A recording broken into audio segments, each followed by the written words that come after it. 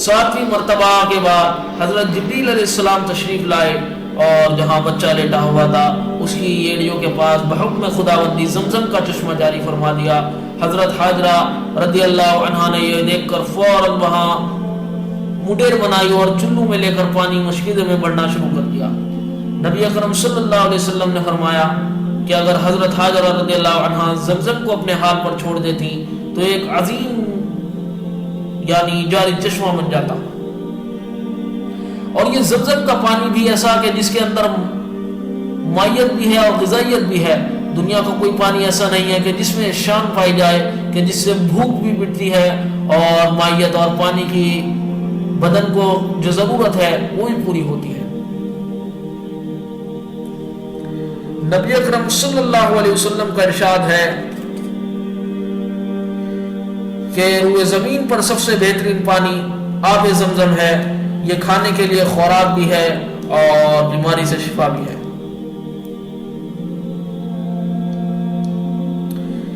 ملک یمن کا ایک کھانا بدوشوں کا قبیلہ تھا جس کو بنو جرہم کہا جاتا ہے۔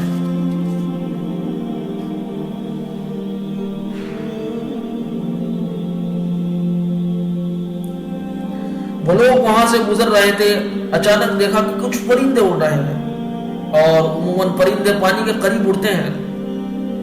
ان کو اندازہ ہوا کہ یہاں کہیں پانی ضرور ہے، کچھ لوگوں کو بھیجا کہ دیکھ کر آئیں پانی کہاں ہے۔ دیکھا کہ یہاں ایک خاتون بیٹھی ہوئی ہیں، ان سے اجازت لی کہ ہم لوگ یہاں آنا چاہتے ہیں، آپ کی اجازت ہے؟ فرمایا کہ اجازت تو ہے لیکن پانی پر تمہارا کچھ حق نہیں رہے گا، پانی ہمارا ہے۔ چنانچہ وہ قافلے والے وہیں آ کر بس گئے۔ حضرت اسماعیل علیہ السلام بڑے ہو کر جوانی میں داخل ہو گئے تو انہی میں سے ایک عورت سے آپ نے شادی کر لی، گویا وہاں پر ایک چھوٹی سی آبادی بس گئی۔ 10 سال گزرنے کے بعد حضرت ابراہیم علیہ السلام ملک شام سے بچوں کی خبرگیری کرنے کے لیے تشریف لائے۔ حضرت اسماعیل علیہ السلام کے دولت خانے پر تشریف لائے، لیکن حضرت اسماعیل علیہ السلام شکار وغیرہ کی غرض سے جنگل کے گئے ہوئے تھے۔ اہلیہ سے معلوم کیا کہاں ہے، انہوں نے فرمایا کہ وہ باہر گئے ہوئے ہیں۔ آپ علیہ السلام نے پوچھا کیا حال چال ہے، زندگی کیسی گزر رہی ہے؟ اہلیہ نے جواب دیا کہ بڑی تنگی میں گزر بسر ہوتی ہے۔ تو آپ علیہ السلام نے فرمایا کہ جب وہ آئے تو میرا سلام کہنا اور ان سے بھی کہنا کہ اپنی چوکھٹ بدل لیں۔ چنانچہ جب حضرت اسماعیل علیہ السلام واپس آئے تو گھر میں معلوم کیا کہ ہاں کوئی آیا تھا۔ اہلیہ نے کہا کہ ہاں، اس صفت کے ایک بڑے میاں آئے تھے، یعنی ان کو بتایا کہ اسی صفت کے ایک بڑے میاں آئے تھے حضرت اسماعیل علیہ السلام کو۔ آپ علیہ السلام نے فرمایا کہ کچھ کہہ گئے ہیں؟ اہلیہ نے کہا کہ سلام کہہ کر گئے ہیں، اور یہ بھی کہا ہے کہ اپنی چوکھٹ بدل دیں۔ حضرت اسماعیل علیہ السلام نے فرمایا کہ معلوم ہے وہ کون تھے؟ وہ ہمارے والد محترم تھے، اور یہ کہہ گئے ہیں کہ میں تمہیں طلاق دے دوں۔ چوکھٹ بدلنے کا مطلب یہی ہے۔ چنانچہ ان کو طلاق دے دی۔ پھر آپ نے قبیلہ بنو جرہم کے سردار مداد بن عمرو جرہمی کی صاحبزادی سیدہ سے شادی کی۔ اس کے بعد پھر حضرت ابراہیم علیہ السلام اسی طرح تشریف لائے۔ اتفاق سے اس وقت بھی حضرت اسماعیل علیہ السلام گھر میں نہیں تھے۔ پوچھا کہ کہاں گئے ہیں؟ اہلیہ محترمہ نے کہا کہ روزی روٹی کی تلاش میں گئے ہوئے ہیں۔ اہلیہ محترمہ نے ان کا بڑا اعزاز و اکرام فرمایا۔ حضرت ابراہیم علیہ السلام نے فرمایا کہ ان سے سلام کہنا اور یہ بھی کہنا کہ اپنی چوکھٹ مضبوطی سے پکڑے رہیں۔ چنانچہ اسماعیل علیہ السلام تشریف لائے۔ آپ علیہ السلام نے آثار دیکھ کر معلوم کیا کہ کوئی آیا تھا۔ اہلیہ نے کہا کہ ہاں ایک بوڑھے میاں آئے تھے۔ حضرت اسماعیل علیہ السلام نے کہا کہ وہ ہمارے والد محترم تھے، اور ان کی بات کا مطلب یہ ہے کہ اب ہم اور تم ساتھ رہیں گے۔ واقعہ بھی پیش آیا کہ حضرت ابراہیم علیہ السلام کو خواب دکھایا گیا، جس کا ذکر اللہ تبارک و تعالی قرآن پاک میں فرماتے ہیں، یا بنی انی ارا فی المنام انی اذبحک فانظر ماذا تری۔ حضرت ابراہیم علیہ السلام اپنے بیٹے حضرت اسماعیل علیہ السلام سے فرماتے ہیں اے میرے بیٹے میں دیکھ رہا ہوں کہ میں تمہیں ذبح کر رہا ہوں، فانظر ماذا ترى، بتاؤ تم کیا سوچتے ہو۔ حضرت اسماعیل علیہ السلام نے فرمایا قال یا ابت افعل ما تؤمر ستجدنی ان شاء اللہ من الصابرین، کہ ابا جان جو حکم اللہ تعالیٰ کی طرف سے دیا جا رہا ہے آپ اسے پورا کیجئے، آپ مجھے صبر کرنے والا پائیں گے۔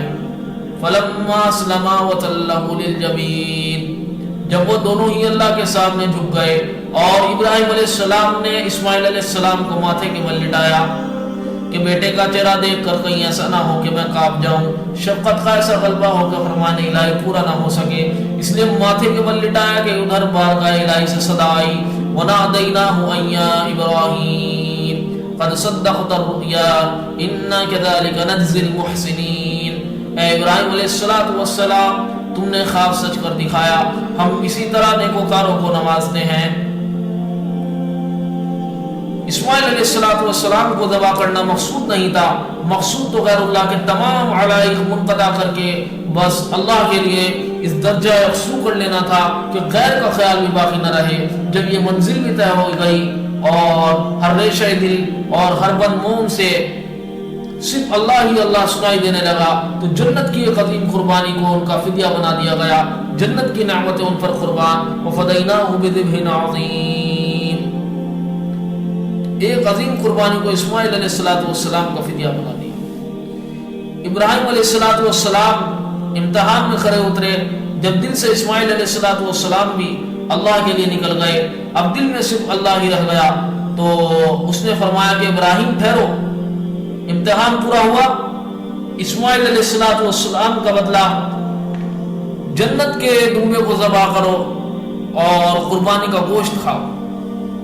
اسماعیل علیہ السلام کے لیے اللہ تعالیٰ کی طرف سے برکت، عافیت، ترقی اور خوشحالی اور ان کی نسل میں ایک عظیم نبی کے برپا ہونے کے فیصلے کیے جا چکے تھے، ان کے خاندان کی ایک نئی تاریخ لکھی جانے والی تھی۔ یہ ہیں وہ اسماعیل علیہ السلام جن کی تاریخ کے گن صرف قرآن میں نہیں گائے گئے بلکہ بائبل بھی ان کی تاریخ سے پر ہے۔ اگرچہ یہودی اور عیسائی حضرت اسماعیل علیہ السلام کی تاریخ میں بہت بخیل واقع ہوئے ہیں، اور کتنے ایسے بھی نام نہاد اہل کتاب ہیں جنہوں نے حضرت اسماعیل علیہ السلام کی شبیہ کو داغدار بنانے کی کوشش کی ہے، لیکن اللہ تعالیٰ نے بائبل کو جس میں بے شمار تحریفات کی گئی ہیں اس حد تک محفوظ رکھا کہ حضرت اسماعیل علیہ السلام کے بارے میں جو حمد و ستائش کے کلمات ہیں وہ کچھ نہ کچھ اس میں محفوظ رہ گئے ہیں، اور یہودی اور عیسائی دنیا ان کا انکار نہیں کر سکتی۔ ماہرین بائبل کی نامراد کوشش کے باوجود کہ حضرت اسحاق ذبیح اللہ تھے، خود تورات کے مضامین اس کے ثبوت کے لیے کافی ہیں کہ ذبیح اللہ حضرت اسماعیل علیہ السلام تھے اور وہی اکلوتے بیٹے تھے۔ اسماعیل علیہ السلام کے بارے میں بائبل میں مختلف مقامات پر یہ وضاحتیں ملتی ہیں، مثلا بائبل کے باب پیدائش میں 18 اور 21 نمبر کی آیت میں بیان فرمایا گیا ہے اسماعیل علیہ السلام کے حق میں میں نے تیری دعا سن لی، دیکھ میں اسے برکت دوں گا اور اسے برومند کروں گا اور اسے بہت بڑھاؤں گا۔ ایک اور جگہ فرمایا گیا میں اسے ایک بہت بڑی قوم بناؤں گا۔ بائبل میں کتاب پیدائش کا مطالعہ کیجئے تو حضرت اسماعیل علیہ السلام اور حضرت اسحاق علیہ السلام کے سلسلے میں 10 سے اوپر ایسی آیتیں موجود ہیں جن سے ان کی برابری اور ان کی یکساں حیثیت کا اندازہ ہوتا ہے۔ تو اللہ تبارک و تعالی نے فرمایا کہ جو ہمارا گھر طوفان نوح میں ختم ہو چکا تھا اور اس کے آثار ظاہر نہیں رہے تھے، اب تم دونوں باپ بیٹے مل کر اس کی تعمیر کرو۔ چنانچہ حضرت ابراہیم علیہ السلام اور حضرت اسماعیل علیہ السلام نے حضرت جبریل علیہ السلام کی رہنمائی میں ان آثار پر جو حضرت نوح علیہ السلام کے زمانے میں دب گئے تھے بیت اللہ شریف کی تعمیر فرمائی۔ اس کا بھی ذکر قرآن کریم میں ہے، وَإِذْ يَرْفَعُ إِبْرَاهِيمُ الْقَوَاعِدَ مِنَ الْبَيْتِ وَإِسْمَاعِيلُ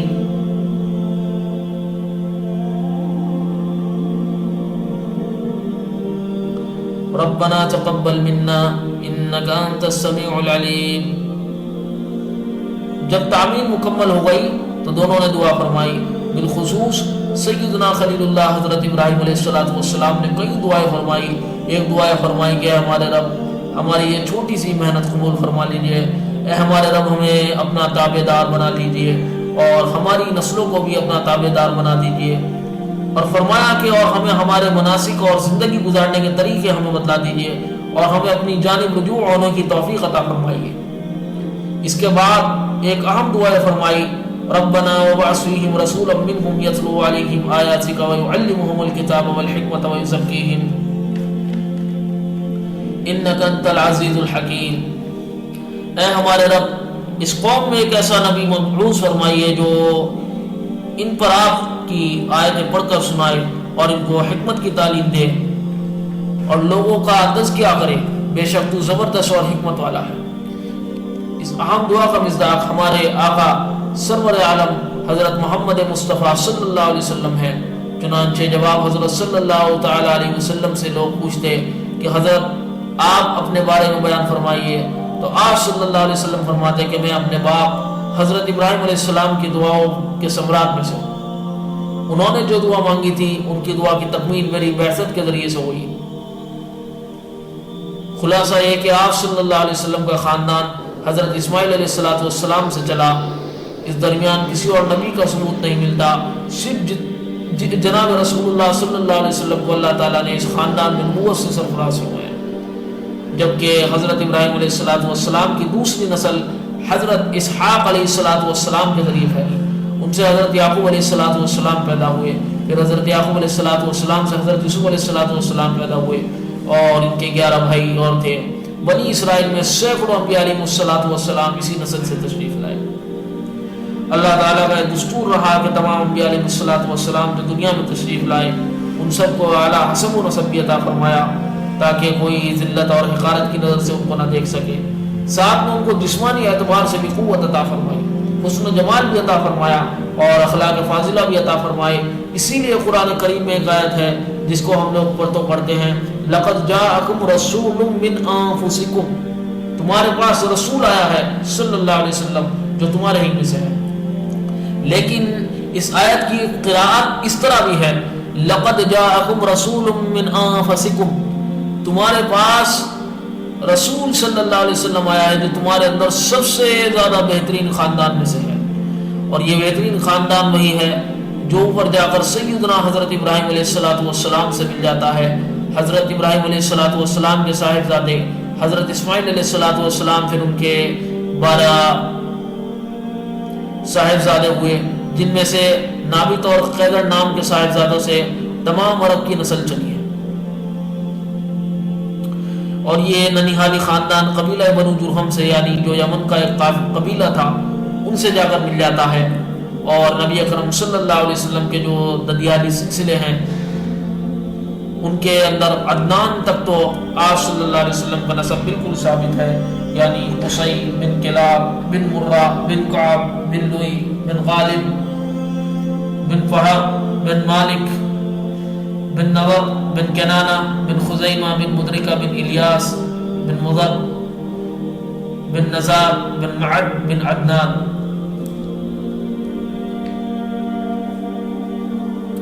اس کے اوپر اختلاف ہے. اس کی تفصیل یہ ہے کہ آپ صلی اللہ علیہ وسلم کے والد محترم کا نام ہے عبداللہ اور دادا کا نام ہے عبد المطلب اور پردادا کا نام ہے ہاشم اور ان کے والد کا نام ہے عبد مناف اور ان کے والد ہیں قصی اور ان کے والد کا نام ہے کلاب. کلاب پر جا کر آپ صلی اللہ علیہ وسلم کا ددیالی سلسلہ اور والدہ محترمہ حضرت آمنہ رضی اللہ عنہا کا سلسلہ اوپر جا کر مل جاتا ہے.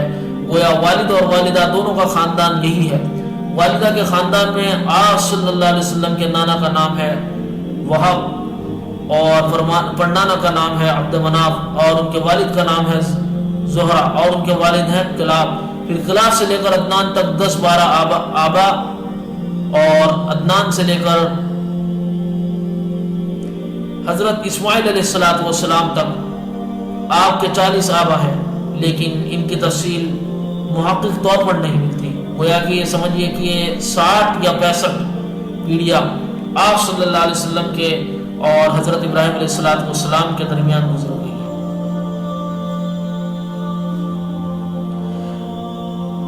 آپ صلی اللہ علیہ وسلم کے نسب کے سلسلے میں جو کہا جاتا ہے کہ آپ صلی اللہ علیہ وسلم قریشی خاندان سے تھے، تو یہ قریش کیا چیز ہے؟ دراصل آپ کے آبا و اجداد میں ایک نام فہر بن مالک کا نام ملتا ہے۔ قریش کے بہت سے معنی بیان کیے گئے ہیں۔ ایک معنی یہ ہے کہ سمندر کا ایک جانور ہوتا ہے، دوسروں پر غالب آ جاتا ہے اور اس سے سمندر کے تمام جانور ڈرتے ہیں۔ فہر بن مالک نے اپنے زمانے کے اندر مکہ معظمہ میں یعنی مکہ کے اندر ایک ایسی مضبوط حکومت قائم کی تھی کہ تمام قبائل اس کے ماتحت ہو گئے۔ اس وجہ سے ان کا لقب قریش پڑ گیا۔ چنانچہ ان کے بعد جتنے بھی خاندان کے لوگ آتے رہے وہ اپنے کو قریشی لکھتے رہے۔ اس بنا پر آپ صلی اللہ علیہ وسلم کے خاندان کو قریشی یا قرشی کہا جاتا ہے، اور عرب کا نہایت معزز خاندان تھا۔ کل بھی اور آج بھی یہ پیغمبر علیہ السلام کا خاندان ہے۔ اور ان میں آپ صلی اللہ علیہ وسلم کے جو پردادا ہیں جن کا نام ہے ہاشم، یہ نہایت شریف النفس اور اعلیٰ کردار کے مالک اور نہایت حسین و جمیل تھے، اور ان کی پیشانی سے نور نبوت چمکتا تھا، کیونکہ اللہ تبارک و تعالیٰ نے ان کے سلسلے میں نبی صلی اللہ علیہ وسلم کی پیدائش مقدر فرما رکھی تھی۔ ان کا نام ہاشم پڑا، اور ہاشم کے معنی آتے ہیں شوربے میں روٹی چور کر سریدہ بنانا۔ ان کا معمول یہ تھا کہ جب لوگ حج کرنے کے لیے مکہ معظمہ آتے تو یہ بڑے بڑے برتنوں میں سرید بنا کر حاجیوں کو کھلاتے تھے، اور یہ بڑی عزت کی بات تھی، اس لیے ان کا نام ہاشم پڑ گیا۔ ہاشم تجارت کرنے کی غرض سے ملک شام جاتے تھے تو راستے میں مدینہ منورہ پڑتا تھا۔ ایک مرتبہ قافلے کا مدینہ منورہ میں پڑا ہوا، وہاں ان کی ملاقات ایک نہایت پاک باز شریف خاتون سلمہ سے ہوئی، جو خاندان بنو نجار کی نہایت معزز خاتون تھی۔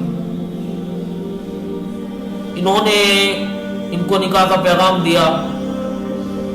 خاندان والوں نے اس شرط پر قبول کیا کہ آپ کے ساتھ جائیں گے، کہ آپ کے ساتھ نہیں جائیں گے بلکہ یہی رہیں گے۔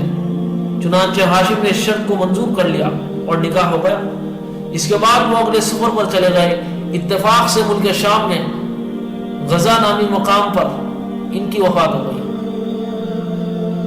ادھر جو نکاح ہوا تھا اس سے استقرار حمل ہوا، تو ان کے یہاں ایک بیٹا ہوا جس کا نام شیبہ رکھا گیا۔ شیبہ عربی میں سفید بال کو کہتے ہیں کہ جب ان کی پیدائش ہوئی تو ان کے پیدائشی طور پر کچھ بال سفید تھے تو لوگوں نے نام ہی شیبہ رکھ دیا۔ یہ خبر مکہ معظمہ پہنچی۔ ہاشم کے خاندان میں ان کے بھائی مختلف تھے۔ جب شیبہ 8 سال کے ہو گئے تو خاندان والوں میں مشورہ ہوا کہ شیبہ تو ہمارا بچہ ہے، ہم کو اسے لے کر آنا چاہیے۔ تو مطلب کو بھیجا گیا جو ہاشم کے بھائی تھے۔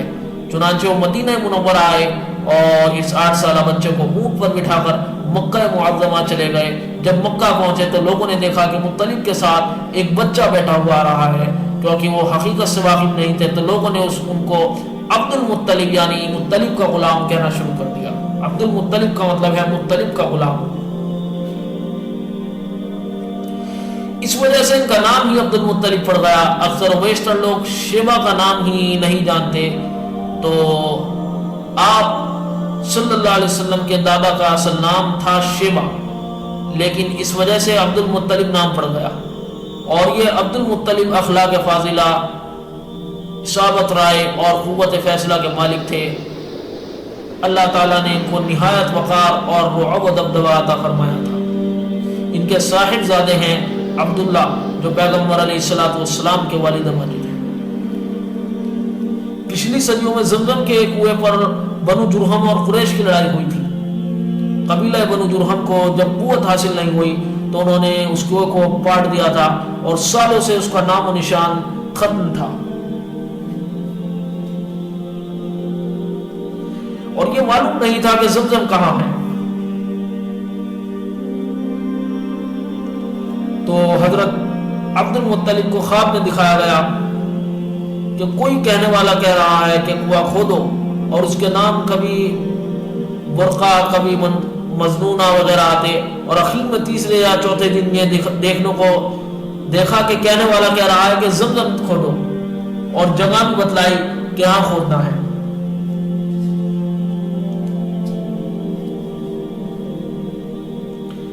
حضرت عبد المطلب نے قریش کے لوگوں سے کہا کہ مجھ کو اس طرح سے خواب دکھایا گیا، اس لیے اب زمزم کھودنا ہے۔ لوگوں نے کہا کہ ایسا مت کرو، لیکن ان کو یقین کامل تھا، اس لیے انہوں نے زمزم کا کنواں اپنے بڑے بیٹے حارث کے ساتھ مل کر کھودا، اور تھوڑی سی کھدائی کے بعد ہی وہ مینڈا نکل آئی جو حضرت اسماعیل علیہ السلام کے زمانے میں تھی۔ دوسرے لوگوں کو اس پر بڑا حسد ہوا، انہوں نے اس کو خراب کرنا شروع کر دیا۔ جب عبد المطلب بہت پریشان ہو گئے تو انہوں نے اللہ تعالیٰ سے دعا کی کہ الہ العالمین، یہ پینے والوں کے لیے تو ٹھیک ہے، لیکن جو اس سے برا چاہے اس کا میں ذمہ دار نہیں۔ چنانچہ جس نے اس کے ساتھ برا چاہا تو وہ بیمار ہونے لگا۔ اس طرح سے حاسدین کی ہمتیں پست ہو گئی۔ خواجہ عبد المطلب نے اس وقت یہ منت مانگی کہ ابھی تو میرا ایک ہی بیٹا ہے، ان لوگوں سے مقابلہ میرے لیے دشوار ہے، اگر اللہ تعالیٰ مجھے 10 جوان بیٹے عطا فرمائے